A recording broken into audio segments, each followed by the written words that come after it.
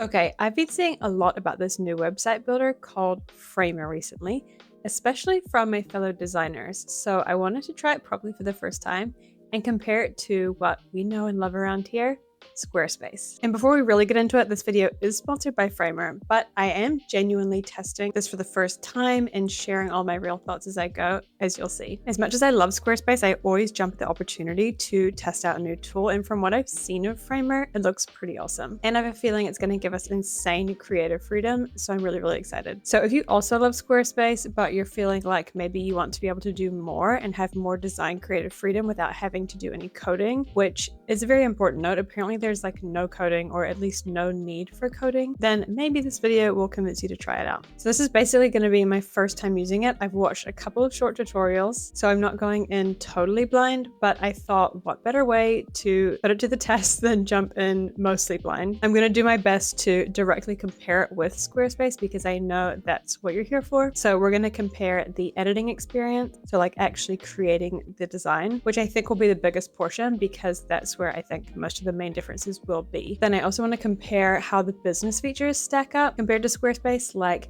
blogging, e-commerce, SEO, and all of those great tools that we know are built into Squarespace. Then you'll be able to decide for yourself what platform is going to be the best for you. So to compare editors and really put my design skills to the test, I want to take this new Squarespace template that we've designed and redesign it in Framer, or at least some of it. This design is just created using the standard Squarespace editor with minimal coding. So I want to see how easy it is to actually recreate this design and how close we can get it, and give you my honest thoughts as we work through it. I'm excited, so let's get into it.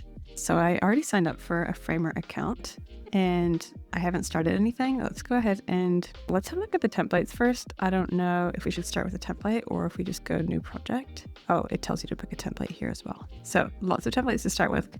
Let's go to this full template library and just have a quick sneak peek of what we've got going on here. I probably will just start from scratch because I do want to build this design in Framer. So there's probably not going to be anything that's going to get us close enough. So we might as well just start from scratch. So it looks like there's a mix of free and paid templates. So I'm just going to toggle it over to free and see what we're working with here. They all look super different, which is exciting. So I feel like there's a lot of design possibilities. Okay, I don't think we need to start with a template, but I think starting with a template, just like with Squarespace too, is always a really great place to start if you don't already have a design planned. But I have one planned, so I'll just X out of this. Cool, okay, so this is what we're working with. Immediately logging in here, I'm like, I've got no idea what I'm doing, but it's looking really similar to just any design software. If you've used any design software before, like Figma or even just Adobe XD in particular, anything a bit more advanced than Canva, you'll probably find yourself a bit more at home here. I'm looking at this and I'm like, yep, I can probably figure this out. But for people who have no experience with design software, this might be a little bit overwhelming to start with. But in saying that, I think any web design builder is a little bit overwhelming to start with, and they all have a learning curve. I don't think that's an unusual thing. Okay, so it looks like we've got this artboard situation here, and this is desktop. We can click add a breakpoint. I'm going to do that. Let's go tablet, okay, and phone. Okay, cool. So now we've got 3 different versions. I think if I design it on desktop, it's going to do its best to transition over to tablet and phone. But this is really cool to have them all side by side like this, because I'm sure that I can customize them independently if I want to, which I know for a lot of people is a bit of a pain, but it is very essential to have a specific tablet and phone design. And I already know that like Squarespace doesn't have specifically tablet design. They've got phone, desktop, and the tablet is just like somewhere in between, which is a big pain point for Squarespace at the moment. I think they're trying to fix this, but this is promising already.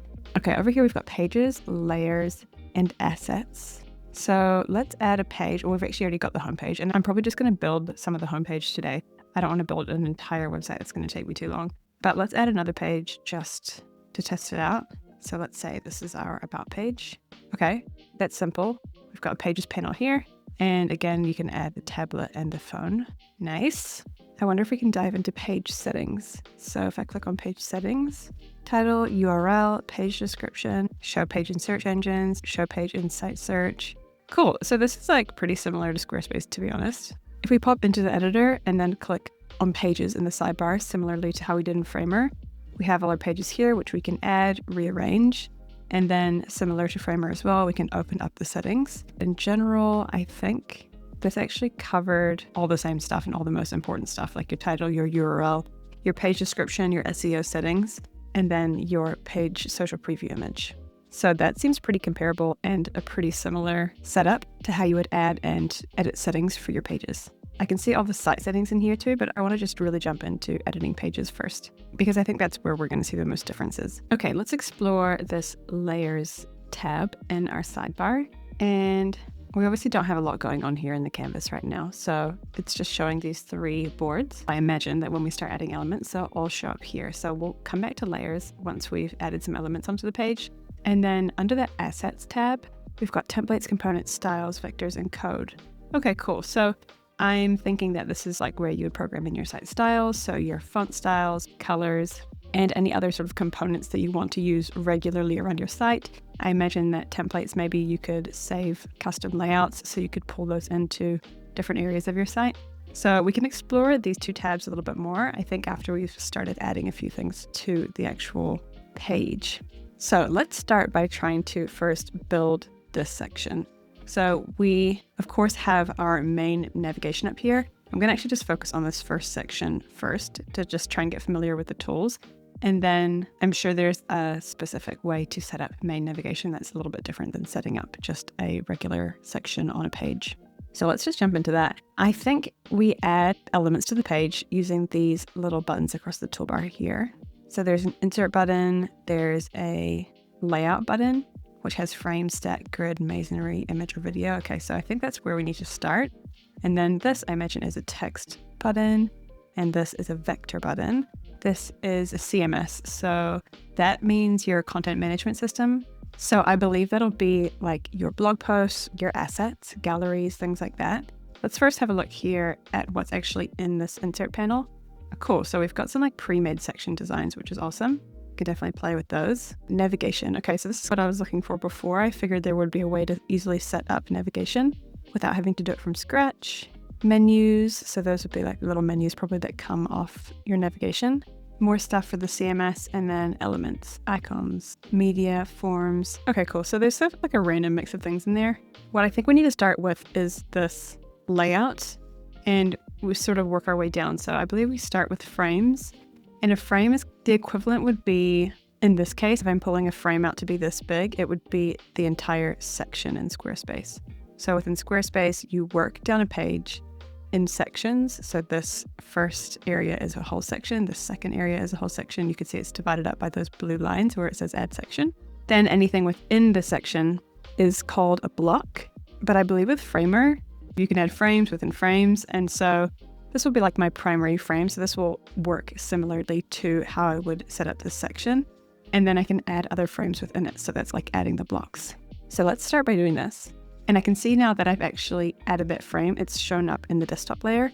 So that's nested underneath desktop. Then if I click on the one that's in tablet, you can see that frame is there too.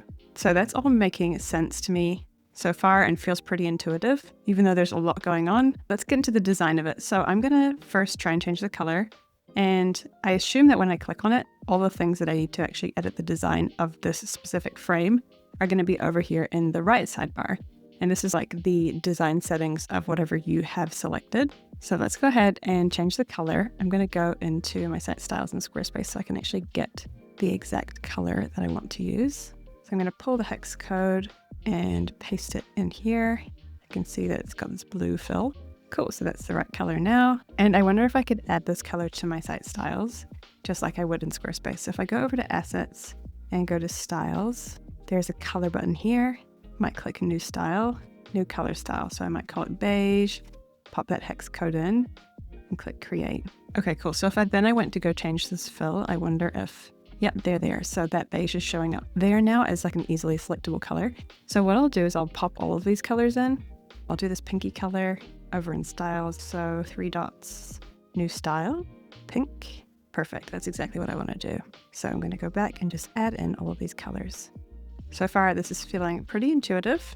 Okay, I've went through and put in all of the same colors that I have in my site styles in Squarespace into my site styles in Framer. So now if I want to go change the color of this element, I would see all of my colors showing up here. So that's really great and makes things really fast. Now let's look at adding this section here. So I want to add some text, heading text, body text, and a button. So that's quite a lot, and hopefully I can also update the site styles as we go with fonts. So I might just start by clicking text and then adding some text within this section. So if I go back to layers, I should see that text is nested within this section 1 frame. I think I should be able to rename layers here too, which makes things really easy. So I might just double click, just double click on that frame and just call it hero section, just so I can keep things really organized. I love being able to organize stuff. It makes everything so much easier as you work through it. I'm actually going to just straight up copy this text because I can't be bothered retyping it out. Okay, I'm going to repaste it as not formatted. And okay, so this is like really freeform, which is very exciting. It feels like I can just put this anywhere. I really feel like I'm designing in a design program rather than a traditional website builder, which is really cool. So I'm going to highlight the text and come over to this sidebar on the right and see what sort of settings I have. I want to center align it. And we have styles here that we could pull from. So what I probably want to do is come back to my assets and my styles. Now that I've added some text, it's actually already populated a styles area here, which is cool. And what we're aiming for is a heading 1, a body font, and maybe another style of body font for this little pre-heading. I'm not sure what fonts we've got available to us in Framer. With Squarespace, there's just a bunch that are built in. So I want to edit this heading 1 font in Framer. I'm going to see if I can find the one I was using in Squarespace. I think this is actually an Adobe font. So if Framer doesn't have access to Adobe fonts, then we won't be able to find it in here. Let's use something similar. Just for now, we can use a similar Google font. We'll use this one, Instrument Serif. I know that one's pretty similar. It's not ideal. I'm sure there's a way that you can upload custom fonts, but I'm not going to mess around with it today. I'm just going to use what's built in. So let's use this Instrument Serif. And while we're updating this, I actually just want to highlight this piece, change it to heading 1, so that we can actually see the exact changes that are happening on the page. So then let's go back to our heading 1 styles and update them. So I'm going to change the size to the same as what we have in Squarespace. Okay, so far so good. I'm going to select this box again, and obviously I need to make it smaller. So how do I do that? Okay, it might be these settings over here under the size settings. Right now it's set to fit, but I might change it to fixed or relative potentially. And then I can see now that I can actually adjust this box. So that's personal preference depending on how you want your site to respond on different screen sizes. You can actually see if I zoom out and look at tablet and phone, if I change it to fixed, it's always going to be 765. But if I change it to relative, it's always going to be 64% of the size of whatever the screen is. So that makes the most sense to me. It's starting to look a bit better. I do want to make a couple of tweaks to the heading 1. Right now, the line height is way too high. So I'm just going to reduce that. And I'm not sure how I'm going to add this custom font yet. It might just be a case of adding another heading 1. So let me see if I can do that. If I go new style heading 1. Okay, so it labels it heading 1B, which is awesome. I should be able to find Pinion script, which is the script that we're working with in that template. So I'm going to now highlight this word and I'm going to change it to heading 1B. Okay, so it appears if I try and change a piece of the chunk of text that I'm editing, it changes all of it. And that's the same function as what happens in Squarespace. So the way that we actually set this piece of text up in Squarespace, like this different font, is using custom code. I was wondering if I could do that in here without custom code, but I think I probably need it because of course, when I try to change it to that script font that I programmed here in our site styles, it changes the whole line of text, which again, that's a pretty normal behavior in a web editor, but I wasn't exactly sure how it was going to work here. I could probably add another text box, but I don't really want to do that because throughout this whole template, we use a lot of the combination of text with the different font throughout the paragraph just as a style feature. So I'd much rather have it like we have it in Squarespace, where we actually just have it coded in to be attached to the italics. I'm not trying to do much code here today in Framer because I really want to show you what's possible without code, because I think the possibilities without code are probably insane. So we'll just stick to doing the basics, and I'm just going to forget that font for now. It might be something that I can easily add a little bit of code in for at the end, but let's just work on the other bits of text for now. So I'm going to do this box of text. I might actually make it a separate box because I just feel it's going to help us really get the spacing right. So I'm going to add another text box, type in what I want to say, and then let's change this to a style as well. So I'm going to come over here, come down to text, styles. And let's make this a variation of body text. So I'm going to click paragraph. It can be body 2. Let's just change the font. So basically I'm editing the style here. We can edit it over here as well. It's the exact same panel. It's just basically a different place to edit it. We can change the color to our built-in red. We want to transform it to uppercase, and that's looking pretty good. I think I just want to remove a little bit of that letter spacing, get the text a little bit closer together, and I might increase the font size a little. And we'll work on the spacing between the boxes soon. Let's just get this part in. So I'm going to also put this into a separate text box and program in our main body text. So again, I'm going to go down here. I'm going to click on styles. I'm going to go to the main body text that was already put in there, and I'm just going to edit it.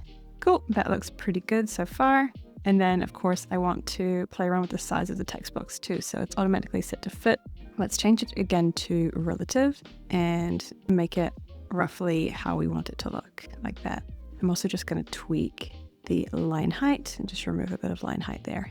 Cool. Okay, so we've got 3 elements in here.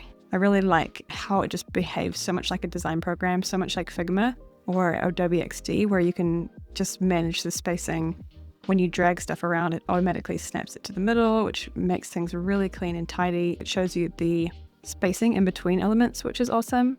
So if we pop over to our layers panel again, and let's break this down. So you can see we've got our desktop view breakpoint, and then we've got our hero section, which was created by that frame. And then we've got 3 boxes of text. Now, something else we could do here to make sure we get the alignments super consistent is I think we can create these as a stack. And this is something that Squarespace is actually bringing in soon as well, something called stacks.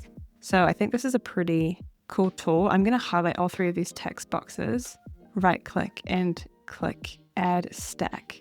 So the thing about this stack is that I believe once you put something into a stack, you can just adjust all of the spacing as one instead of moving individual elements around.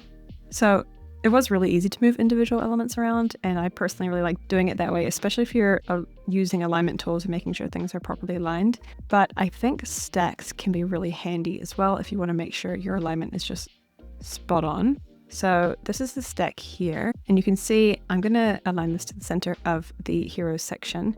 And now I can change the whole size of the stack instead of changing each individual text box, even though they are still individual text boxes here.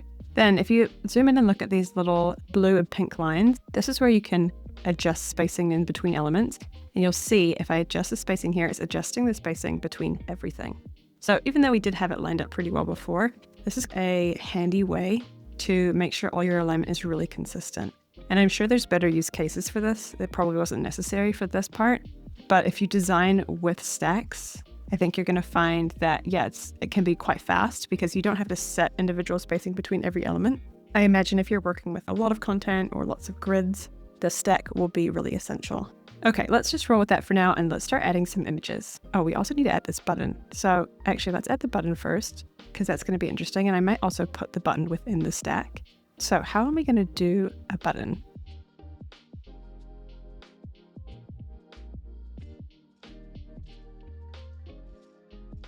Let's go and add some elements. So let's add some images, some of these graphics, and start having fun with this section. I'm going to make it a little bit bigger. And up here, I'm going to choose image.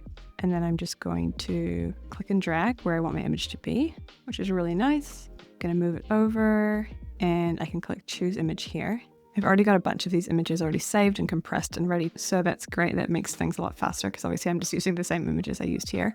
So we can change it to fill, fit, stretch, or tile. Okay, awesome. So those are just basic image settings. You'll see if you're familiar with Squarespace, fit and fill being the standard use cases in Squarespace that you can choose. So I'm going to use fill because that is exactly how I want it to function. I want it to just fill this image size however the image looks, depending on the screen size. And then up the top here, we also have a bunch of different settings. Oh, these are just gradients. So I'm going to just stick with this one, which is image. And I'm going to click out of it. And I'm going to come over here to adjust the rotation.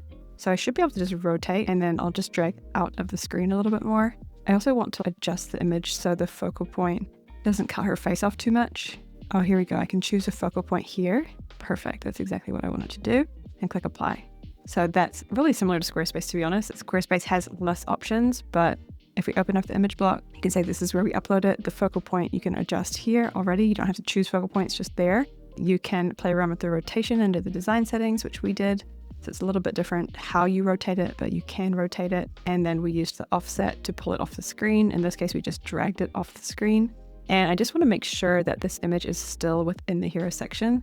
So you can see when I dragged it off the screen, it's like hanging off the side, which indicates to me that it's no longer part of this section. So if I previewed this section, we probably wouldn't even see it on the website. And I'm correct. So I'm just going to grab this image, bring it back into the hero section. You can see now that it's cut off on the side, which means that when we go to preview it, it should be there. Awesome.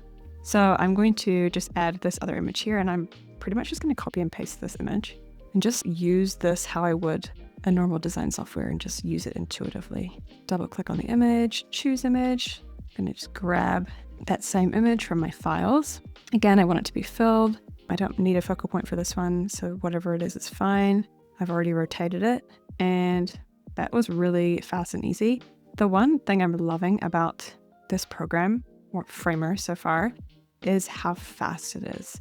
So the one downside of Squarespace is it can be a little bit clunky and a little bit slow sometimes. Not always, and if you've got a good computer, it's usually pretty fast, but as your pages get bigger and bigger, and obviously I haven't tested this in Framer yet, as your pages get bigger and bigger, it can get slower and slower and a bit more cumbersome to drag things around because you're working within this grid constantly. But having this freeform canvas and combined with the processing speed is, I don't know, just feels really good. As someone whose brain works pretty fast when it comes to design, I want to just be able to make changes fast and try things out and not have to be waiting around for things to load. Like, nothing bugs me more. So far, really happy with the speed at which things are working here. Okay, we can add this little GIF at the bottom.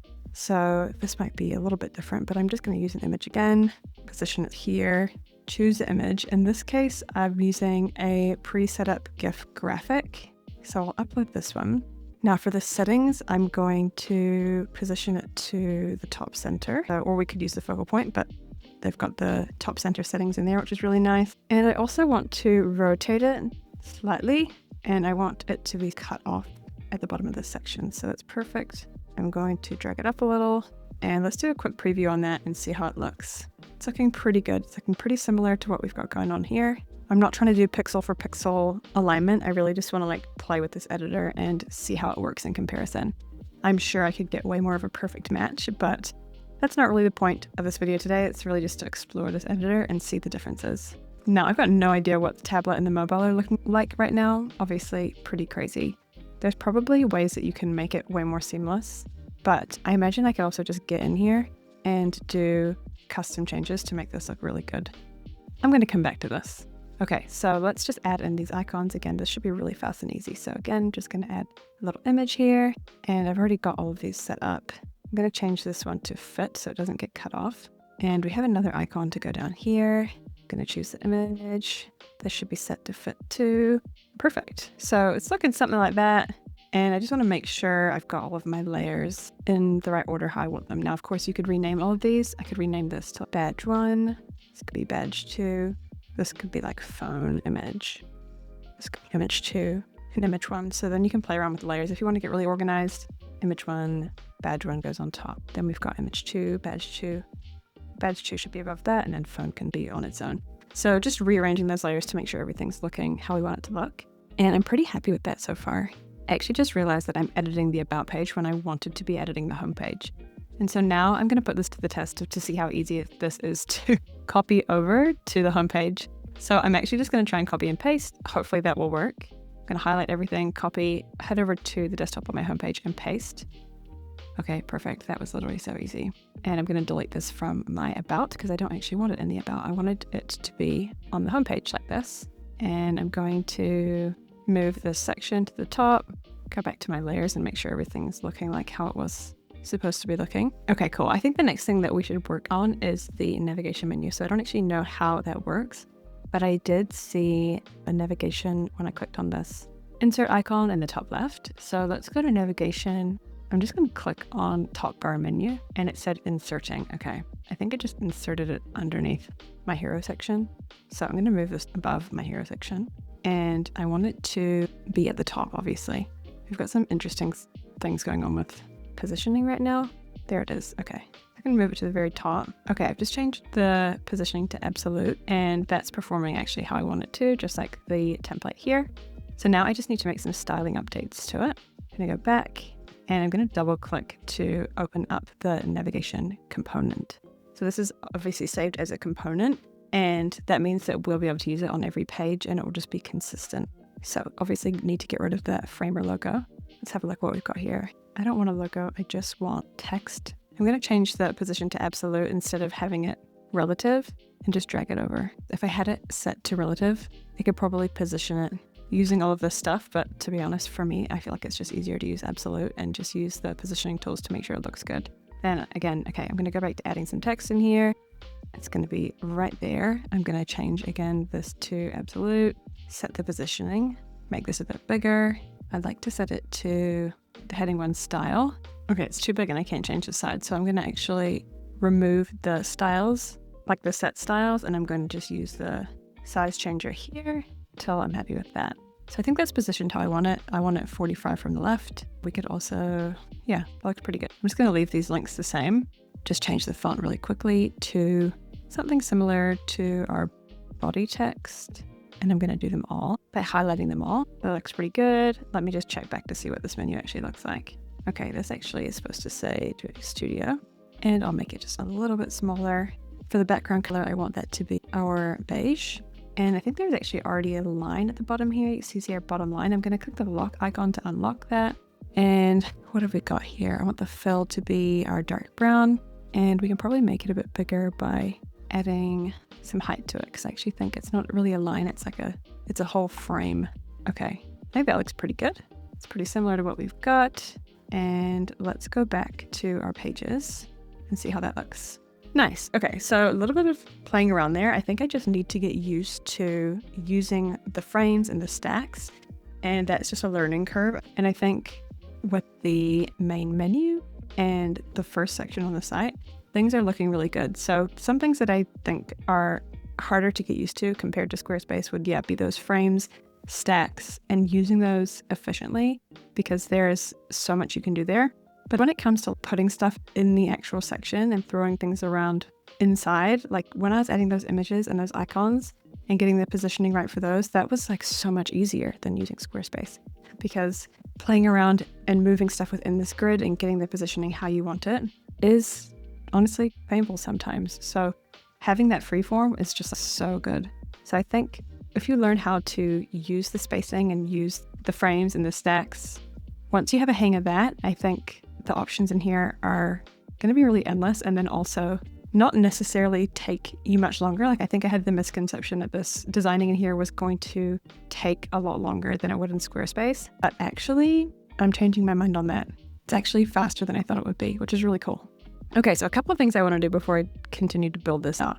I wanted to make sure I was doing this button because I feel like the way I set it up wasn't great. So I just paused the video, had a little play again with stacks, and I think I figured it out.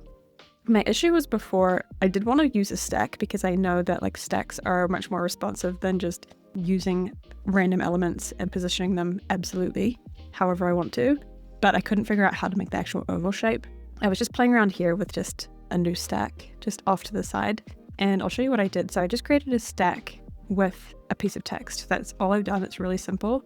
Before with the button, I had a frame, and then I had an oval, and then I had text. So I had that extra vector oval. So what I did here to actually create this oval was I changed the radius to 100%. So before, when I was initially playing around with it, the actual stack border radius, I couldn't get it to create that oval look by just using the built-in pixel value. But if I change it to 100%, then that actually worked. I wasn't sure if it was going to take the percentage of me putting percent in there, but it worked. So that's making things a lot easier. What I'm going to do is I'm going to click on the text, and I want to change this text style to body 3. And the cool thing is now is that it's actually going to function as a button. So the button is just going to change depending on how much text I've put in there. When I added the text into the stack, I highlighted both of them, right-clicked, and selected Fit Content. And you can also see that here, everything is set to fit. So if I change it to fixed, I don't believe the button would change. But if I highlight both of them, make sure this is set to fit content, it's going to fit whatever content is within the stack to whatever the stack settings are. So in this case, we've got this nice oval with the beige background. Actually, I'm going to change it to pink to make it actually match. And then in terms of the spacing around it, I've got that set up in the padding. So I can make the padding bigger, smaller.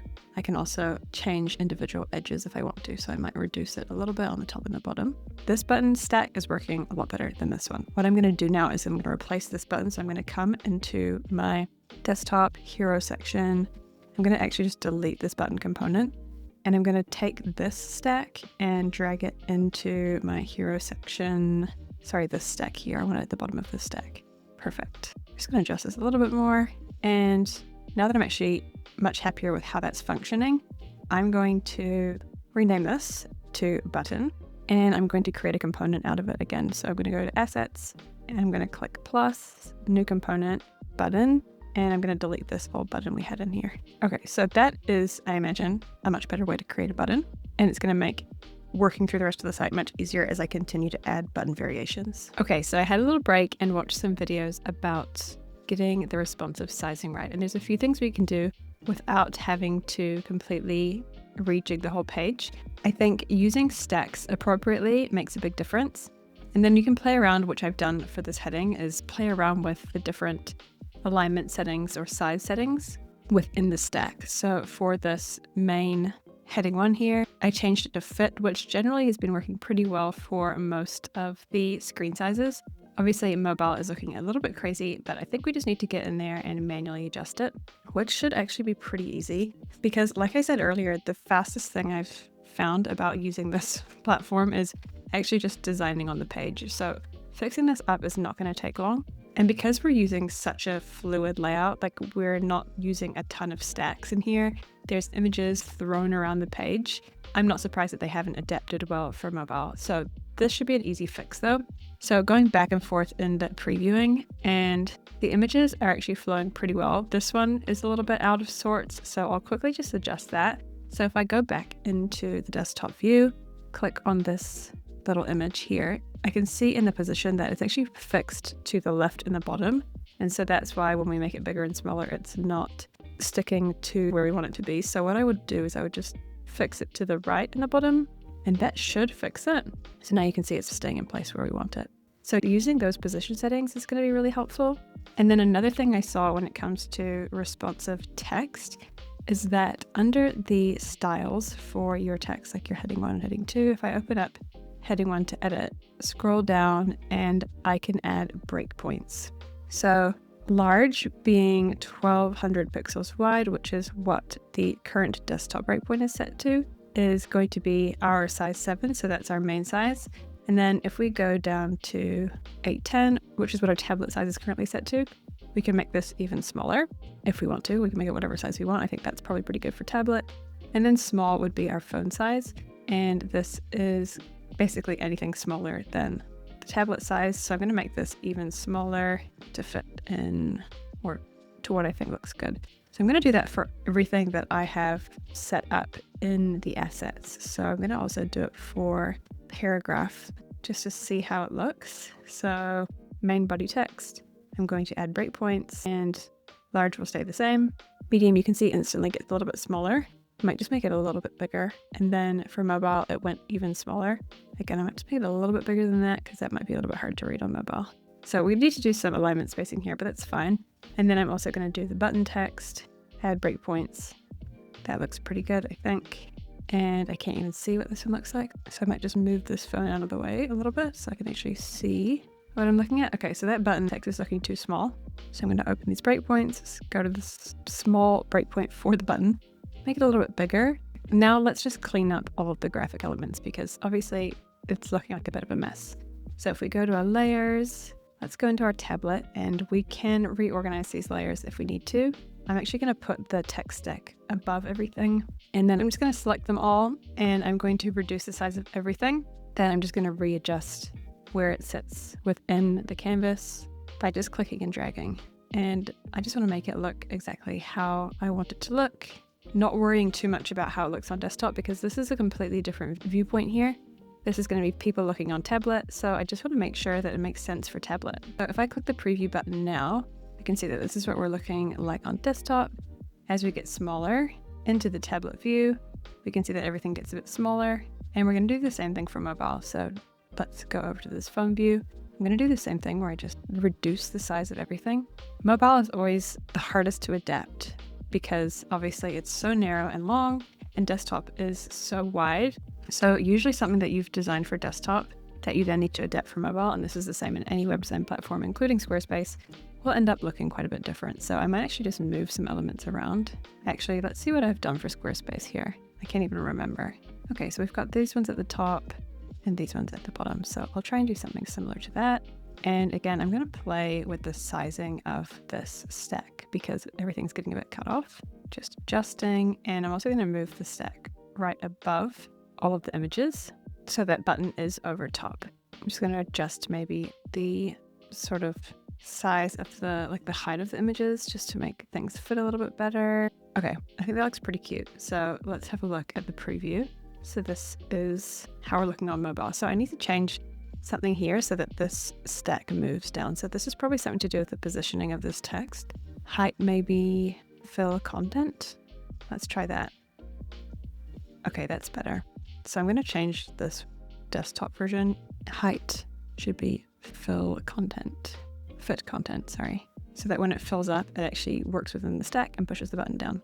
Cool, I think that's pretty good. There's a lot of little tweaks I could do to make it better, but I think we're getting the majority of things right here. I don't want to be spending hours and hours on this. I just want to get like the basics down. Cool, okay, so now we've got the basics of designing. I'm going to zoom through and try and actually do the next section. I'm going to look at doing this as featured in section. So this one should be nice and simple. I'm going to come to layers, back into my desktop, and I'm going to add a new frame, and that's going to be my as featured in section. I'm going to rename it just so I know what it is and reposition it on the page. I'm going to make sure it's at 1200 wide, so it's filling up the full page. And then I want to change the background color to the dark brown, and let's add a stack inside. I'll position it in the center of the section, and I want the stack to be 1, 2, 3, 4, 5 things. So let's do some text here as featured, and we can make the styles for this the pre-heading text, and I'm going to override the color for this section and make it our purple color. And then I'm also going to add some images. So let's go here to add an image. I'm just going to throw it in there, click choose image, and I have some logos already saved. So we'll just upload each of those. I don't need these frames, I don't think. I think I literally just need images. So I'm going to copy this 1, 2, 3, 4, double click, and let's replace these ones. Oh, I love how fast it is. Once I actually get the hang of things, it's crazy fast, which is cool. Okay, that was like really easy. I'll put the full bit of text in here to make it exactly the same. And I'll just adjust some alignment on this because I'm not sure exactly right now how this is going to adjust. I think potentially for this section, we need to create 2 different stacks, or I need to take the text out of the stack, and then in the parent element, I need to create a stack out of that. Yeah, I think that's better because I want the text to be separate from the logos. So when we have the screen size changing, we can stack them better. So I'm going to move this above, which should make it go in front. And then that's probably already better. Yeah, so we want it to change like that as the screen size gets smaller. And then I might actually need to put another frame around all of this stuff, just so I can then adjust the spacing and sizing between these 2 elements. Okay, so now if we hop on over to tablet, I should be able to adjust the size of this and then change the stack to be vertical instead of horizontal. And then I should be able to just tweak the spacing like this. Okay, I think I'm slowly starting to get the hang of this. So if we preview it, that works really nicely. I might also just make these images just all a little bit smaller on tablet. Cool. And then I'm going to do the same thing on mobile. So I'm going to come over, I'm going to change it to be stacked instead of side by side. And then I'm just going to adjust the size of everything.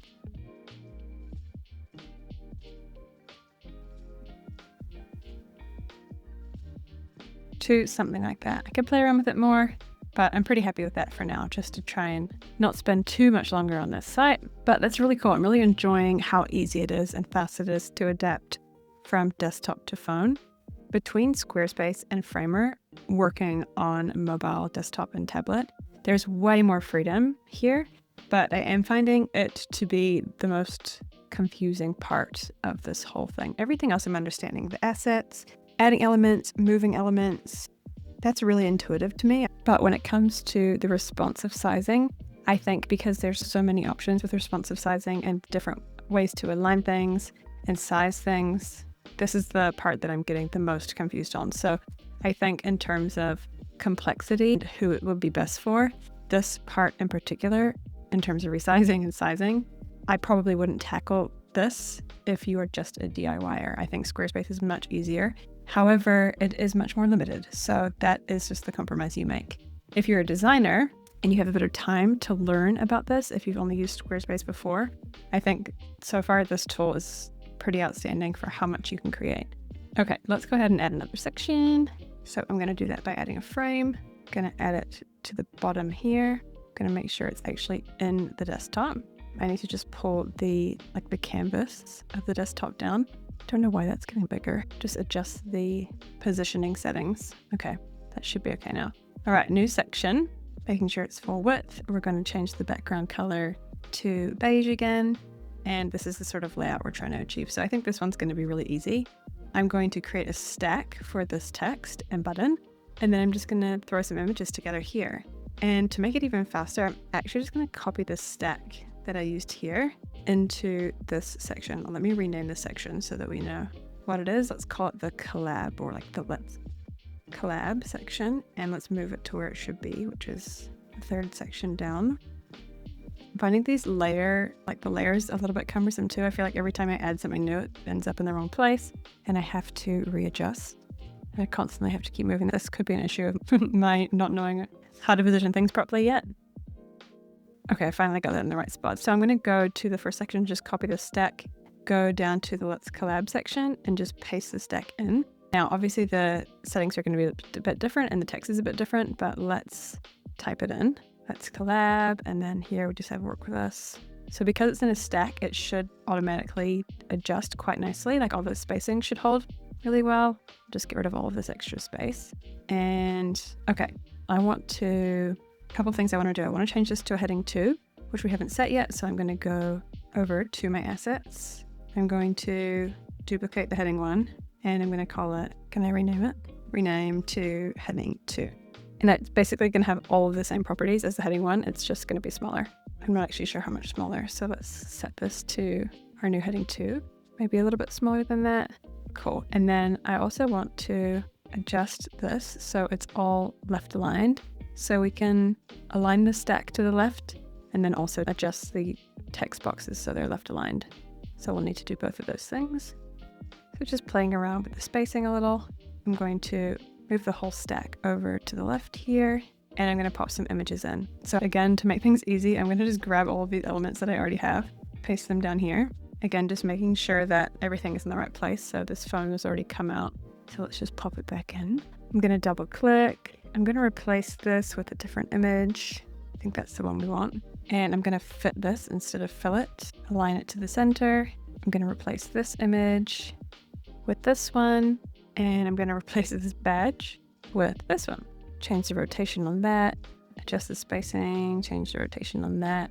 I love being able to just edit like freeform like this. This is the biggest bonus about this platform. Like, it's so cool and fun. And I don't have to be stuck to a grid like in Squarespace. There are obviously benefits of being stuck to a grid for some reasons, because obviously you can get a bit out of control if you have complete power to do whatever you want. But I think if you're a designer, you should be allowed to have that power. And if you know what you're doing and if you're responsible with what you're doing, you should be allowed to have that power. It is really fun. Okay, that's looking pretty good. I would just say I want to change the button colors. So how I'm going to do that is I'm going to edit the component, and I suppose I'm going to create a variation of it. And then I'm just going to change the color because all of the other settings are fine. And it actually has the same text on it, so I'll just leave it as is. So if I head back to my pages, I'm just going to make sure, I guess, that specific component is selected. How do I add a component? Create component. Oh, here we go. I can change it to variant 2. So that's pretty cool. And let's just preview that on desktop. That looks awesome. that doesn't look so awesome, obviously, and neither does that. So let's quickly clean it up for tablet. Shouldn't take long. I might just change the heading to medium font size, adjust the layout, and not sure where that phone is. Over here? How did it get all the way over there? Here it is. Yeah, I'm having a lot of fun in here. But again, I think there is so much you can do, and as suspected, when I wanted to sit down and record this video, I was thinking this is definitely going to be more for designers than it is for DIYers, because there's just like a little bit too much freedom and too many customization options.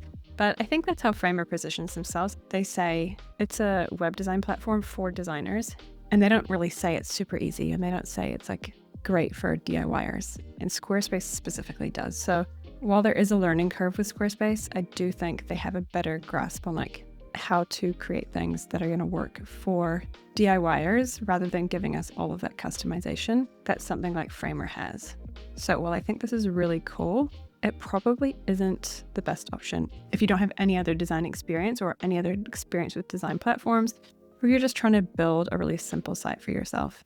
I think this is going to be the best when you want actually a more advanced design and you want to be able to do all this really fun, complex stuff without having to use code. So I'm going to change where these positions are locked to, because you could see that they weren't working quite well enough when the screen size gets bigger and smaller, because they just automatically lock to wherever they think you want them. And in that case, that wasn't it. So I'm going to adjust this for all. So I think that's enough experimenting within the editor to feel the full differences between Framer and Squarespace. If you've ever edited in Squarespace before and you're watching this, you'll be able to just see how different it is.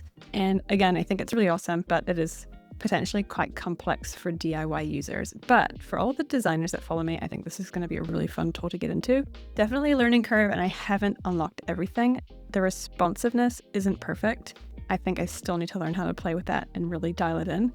But it is really great that you can do that, because the responsiveness in Squarespace is very limited.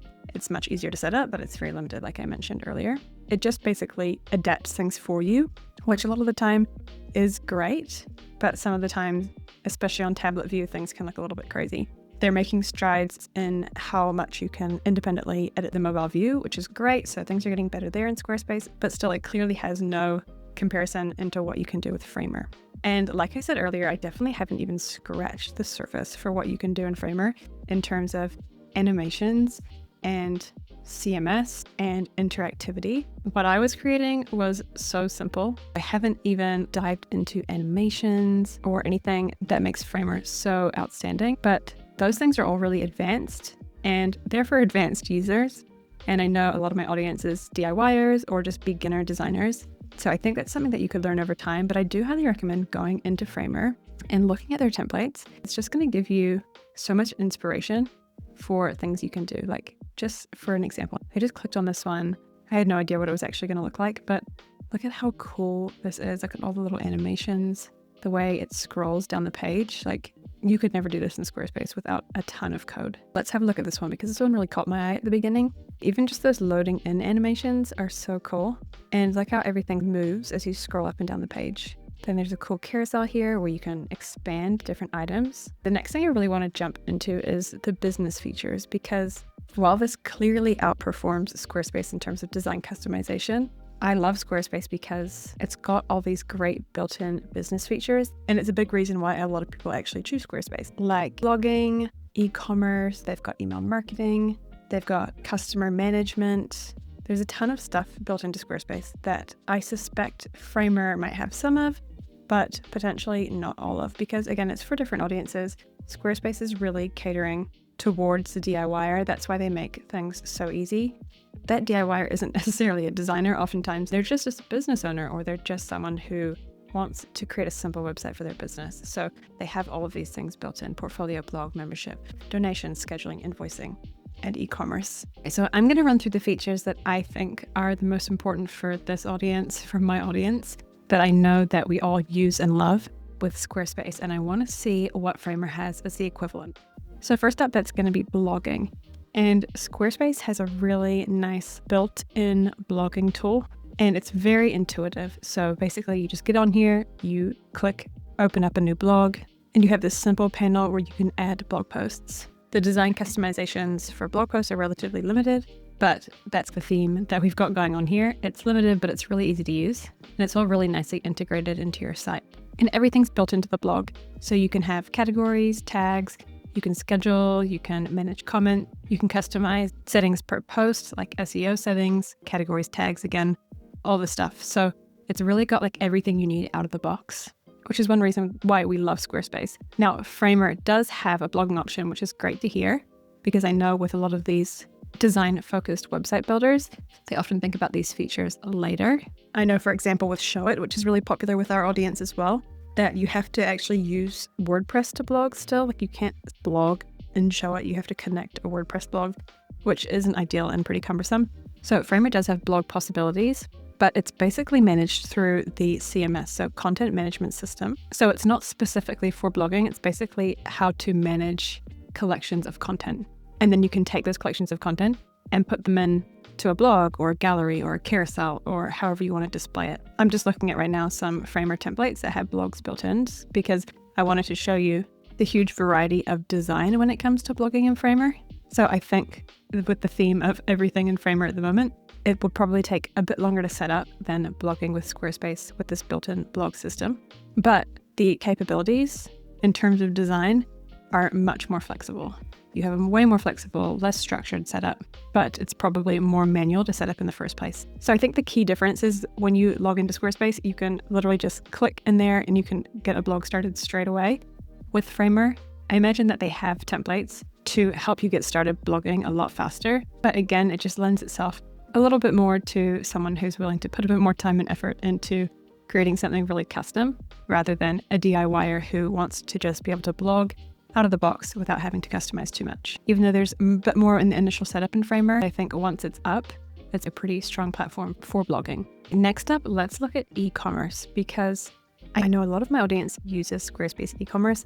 We actually use Squarespace e-commerce too, just built into our website. So depending on your business, you might really need an online store, whether you're selling digital or physical products, or even whether you're just selling like a course or a membership or something like that.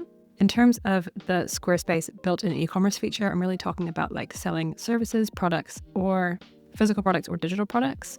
They have another way you can buy courses and memberships built in, which is a whole nother amazing business feature. But I think their e-commerce is pretty strong, especially it's become stronger in the last few years. They have fully built-in products, checkout system, you can take payments, you can manage your whole inventory on the back end, and you can manage shipping and taxes, and you can actually scale to a pretty large store. Like I think it's 10,000 products that they support now, which is pretty amazing. It doesn't compare to Shopify yet, but to be honest, it's getting pretty close. And this is all just built into Squarespace. So you can literally just add a shop in your pages panel, and you can just start adding products. And it's super, super simple to set up. They walk you through the whole process of setting up all of your settings to take payments and manage customers and how you want to deliver your products and all of those things. As always, the design is just like designing any regular page in Squarespace. It definitely won't be as customizable as Framer if you do want to create a shop with Framer, but it's pretty sufficient for smaller businesses' online stores. Now, this is probably the main thing of Framer that I haven't been able to find a really good solution for. So I've just been looking at what they would say are their e-commerce website templates. And a lot of them are selling pretty much just one product. And that is because, unfortunately, Framer doesn't have built-in e-commerce software. At this point, you need to integrate it with a plugin or a different software. You can still create a beautiful online store. If we're looking at this template, you can see all of this beautiful design, and this is probably all built natively within Framer. But then when you actually go to add to cart, you'll notice it redirects to a Shopify link. This is just a template, so this is why it's not working properly. But this is what I mean. You need to integrate with a different platform or some sort of shopping plugin.